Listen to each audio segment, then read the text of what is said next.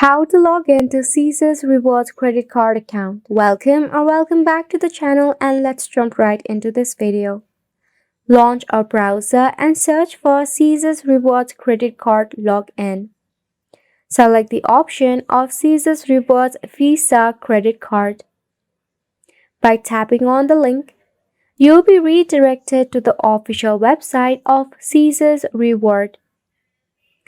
Now in here, to sign in or log in, it is pretty simple.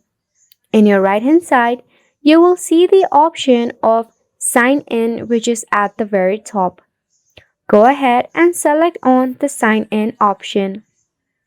To enter into your account, you will need your username or Caesar's Rewards tag and your password and hit the sign in option. This is how you'll be able to log in into your account.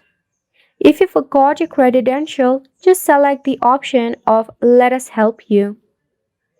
Then it will open up a new web page whereby using your Caesar's Rewards number, you'll be able to recover your account.